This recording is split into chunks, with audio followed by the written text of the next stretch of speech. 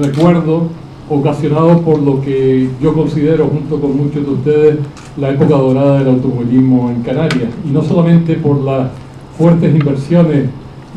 en estos casos de los importadores, como era el caso de Walter Sauermann, sino también de los concesionarios que habían en las islas. Esto se unía a las multinacionales del tabaco y de ahí provino pues lo que era prácticamente impensable, ¿no? Un automovilismo que, si hoy seguimos siendo envidia para una gran parte del automovilismo, no solamente a nivel nacional, sino también internacional, en esos años,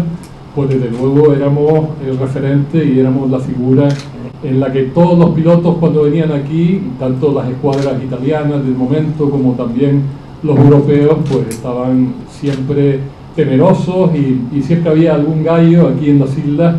que prestaba cara en todas aquellas épocas, inclusive a los equipos oficiales nacionales.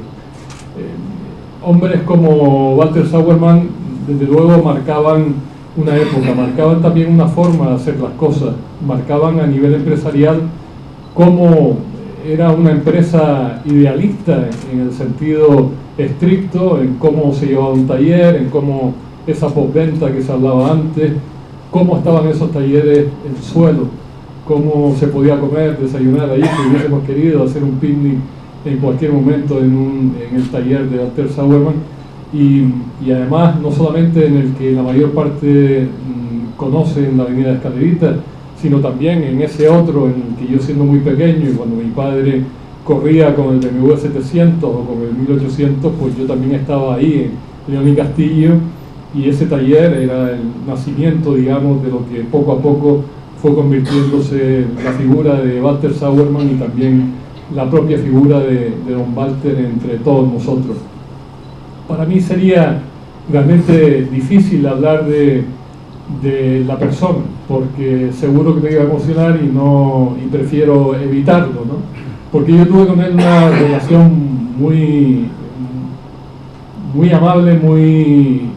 muy cercana, a pesar de que era un hombre que imponía, no solamente por su altura, sino imponía por su forma de ser, por el cariño que ponía en las cosas, por todas esas cosas que hicieron dentro de la familia de Sauermann, pues una verdadera familia, ¿no? Familia con los empleados, familia con las personas que dependíamos de él también, porque antes Orlando decía que le dio su primer trabajo fuera de lo que era la empresa familiar, y en mi caso fue la primera empresa en la que me metí como piloto oficial, y por tanto tenía no solamente yo, sino Gaspar, que fue el primer copiloto aquí en Canarias, primer copiloto como oficial, no cobró un piloto, cobró un copiloto en el caso de Gaspar León, y luego en el caso mío como piloto oficial, donde teníamos un sueldo y teníamos, en fin, como si fuera un trabajo más. Eso sin olvidar, por supuesto, que cuando uno empieza a hablar de esto, tiene que agradecer comienzos como pudieron ser el caso de Mazda conmigo, que se volcaron en que yo tuviera un Mazda 323 para empezar, o la figura, como no, de Orlando Alonso cuando disponía del equipo Terura, que después se formó con Golf, donde éramos pilotos oficiales, no cobrábamos, pero desde luego mi agradecimiento también lo aprovecho hoy, Orlando, para recordarte y agradecerte ese momento. Han habido personas que a través de las redes han dicho, caramba, un poco tarde este reconocimiento. Yo creo que no. Ninguno de las personas que lo tratábamos y lo conocíamos pensábamos en un desenlace tan rápido. Personas muy allegadas como Juan José, que vivía intensamente también y de forma cercana en la dolencia de don Walter, pues tuvieron esa deferencia que hoy nos van a prestar a partir de este acto, en conocer de su propia voz lo que eran sus últimas intenciones, digamos, aunque yo creo que él era una persona tan positiva que nunca pensó tirar la toalla. La vida, sin embargo, pues le pasó factura antes de tiempo. Yo diría que don Walter marcó, como dije antes, un sello en el corazón, principalmente, de las personas que lo tratamos. Y yo solamente voy a recordar una anécdota que la he comentado un poco en el Facebook. Antes se decía de un caso en él perseguía las intenciones familiares de sus propios empleados. pagaba, como hemos dicho, tratamientos médicos en Alemania. Era un hombre que se desvivía por todo. Esos viajes que se hacían, que hicieron durante 2 años, en trasladar de una isla a otra a los empleados en aviones fletados, la forma en la que hacía todo, la forma en la que entendía lo que eran las inversiones, y no lo hacía de forma desinteresada, también por la vocación y el cariño que le tenía al mundo del motor, pero también era un empresario, y si invertía era porque también recibía. Canarias se destacó en toda la historia de BMW por muchas cosas. Una de ellas seguro fue que Canarias fue el lugar de todo el mundo donde más BMW M3 se vendieron en relación al número de habitantes,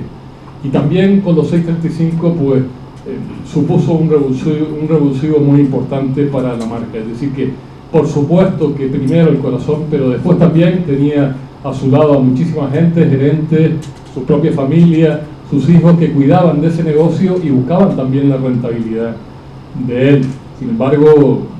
también lo he dicho, esas inversiones, pensando en el futuro y su implicación con África, hicieron que distintas inversiones hechas al mismo tiempo en distintas islas tropezaran con esa crisis, y desgraciadamente tuvo un resultado económico que le cogió con muchas inversiones ahí. Si no hubiésemos tenido empresa para muchísimo tiempo, porque insisto, había cabeza, había patrón, había gerente, había personas que sabían velar por esa empresa, y por tanto también el mundo del automóvil estaba no solamente en su aspecto deportivo, sino en su aspecto comercial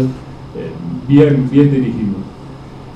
Yo voy a recordar solamente una anécdota para terminar, porque si me pongo a hablar de él seguro que no acabo, en que corriendo para Sauber con competición yo tuve una oferta de una empresa japonesa para hacer el campeonato del mundo en Grupo N, y también para correr en Canarias, tanto en tierra como en asfalto, con coches muy punteros. Cuando yo tuve esa reunión con Don Walter, en la que también estaba Pepe Medina, y estuvimos ahí, cuando yo le contesto a Don Walter, yo miré para él y vi que sus ojos se humedecían y que se sentía dolido, seguro que no porque yo me marchaba, sino porque me tenía un cariño especial, y ya no era que me fuera con otra marca, es que éramos una familia,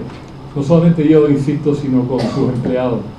Yo cuando vi aquella cara de aquel hombre de 2,5 metros, digámoslo así, porque si medía 2 parecía que medía 2,5 metros,